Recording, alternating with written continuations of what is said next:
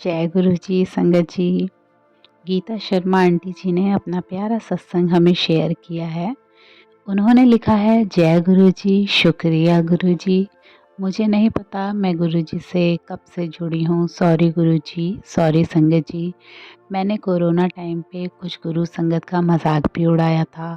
मुझे नहीं पता था कि ये महाशिव मुझे भी अपनी शरण में ले लेंगे। कोरोना के बाद मेरे पति भी गुरुजी का स्वरूप लेकर घर आए। मैंने उनसे कुछ कहा तो नहीं, लेकिन मेरे दूर के रिश्तेदारों में कोई था जो बाबाओं के चक्कर में पागल हो गया था, और ये बात मेरे दिमाग में बैठ गई। और उन्हीं लोगों से मैंने कहा कि मेरे घर में भी ये कोई बाबा की फ़ोटो ले आए हैं। सॉरी गुरुजी, सॉरी संगत जी, मुझे माफ़ करना, मुझे बहुत गिल्ट है। फिर मैंने नवरात्रों में अपने घर के मंदिर का स्टेटस डाला। बहुत सारे लोगों ने जय गुरु जी लिखा, और मेरी सिस्टर चंदा आंटी ने मुझे कॉल किया और कहा, गुरुजी खुद तुम्हारे घर आ गए हैं। मैंने कहा, कैसे गुरुजी, कौन से गुरु? बोली, आप नहीं तो स्टेटस डाला है, आप तो भोलेनाथ को बहुत मानते हो, ये शिव के ही तो अवतार हैं, इन्हें मान के देखिए। फिर मेरी ननद ममता आंटी ने भी कहा, हम तो छतरपुर वाले गुरुजी को मानते हैं। उसके काफ़ी बाद समय हो गया, हमने कोई ख़ास ध्यान नहीं दिया।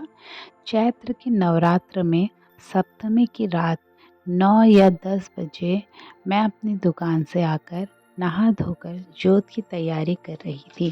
तभी बहुत सारी गुलाबों की खुशबू आने लगी।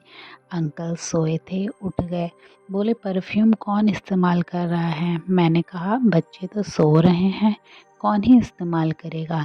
इतने में पूरा घर महकने लगा।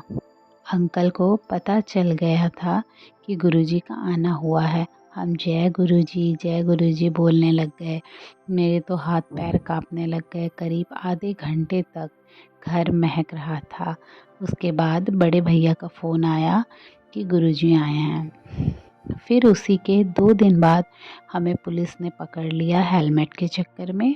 2000 रुपये का चालान काट दिया।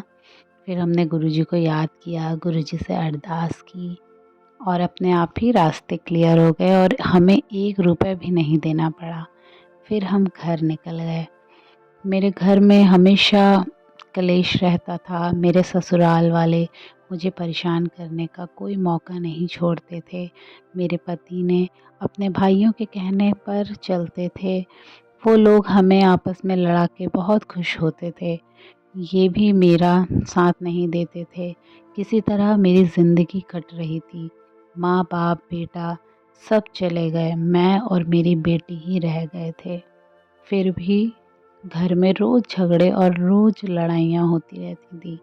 इसी बीच 1 जून 2023 को हमारा घर टूटने को आ गया। घर के आगे बुलडोज़र लग गया घर तोड़ने के लिए। हम बहुत घबरा गए। हम गुरुजी से रो रो कर अरदास करने लगे। गुरुजी के आगे जोत जलाई, तब गुरुजी ने हमारी सुनी, और ये बहुत बड़ा संकट था संगत जी, जो टल गया। गुरुजी ने इसे टाल दिया। हमने जय गुरुजी, शुक्राना गुरुजी कहा, और ऐसे ही लड़ाई झगड़े करते करते हम दोनों माँ बेटी सो गए। हमें सोता छोड़कर सब चले गए। उन्होंने हमें बदनाम भी किया, अपनी खुद की बेटी को बदनाम किया। मगर आज 9-10 महीने हो गए हैं, घर कैसे चल रहा है हमें नहीं मालूम। बहुत बहुत शुक्राना गुरुजी का। मुझे नहीं मालूम कि हम ऐश कहाँ से कर रहे हैं। घर में शांति भी हो गई है, सामान भी आ गया है। हम हर चीज़ कर रहे हैं एक नॉर्मल फैमिली की तरह। हमने बहुत बुरा वक्त गुजारा। 2 मंथ बेटी बीमार रही, उसकी जॉब चली गई, मगर अब सब धीरे धीरे सही हो रहा है। मैं और मेरी बेटी 27 फरवरी 2023 को बड़े मंदिर गए थे। मेरी बेटी 15 साल से मिर्गी की मरीज़ है, दवा चल रही है, और अब हमने सब कुछ गुरुजी पर छोड़ दिया है। गुरुजी का नाम लेकर हम सारे काम करते हैं। घर से उनको साथ लेकर चलते हैं। गुरुजी हमारे साथ हमेशा रहते हैं। बहुत बहुत शुक्राना गुरुजी, शुक्राना गुरुजी। अपनी मेहर बख्शने का। बस यही अरदास है गुरुजी, हमेशा अपने चरणों से जोड़ रख के रखिएगा, अपनी मेहर बनाए रखिए। सबका भला करना, वह मेरी बेटी को स्वप्न दर्शन देते हैं, हमेशा अपने होने का एहसास दिलाते हैं। हर वक्त हर पल गुरुजी हमारे साथ रहते हैं। जय गुरुजी, शुक्रिया गुरुजी, जय गुरुजी, शुक्राना गुरुजी। ओम नमः शिवाय, शिव जी सदा सहाय। ओम नमः शिवाय, गुरु जी सदा सहाय।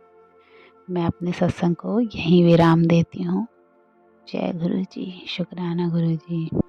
ये तो सत्संग गीता शर्मा आंटी जी का प्यारा सा सत्संग था जो उन्होंने हमें शेयर किया।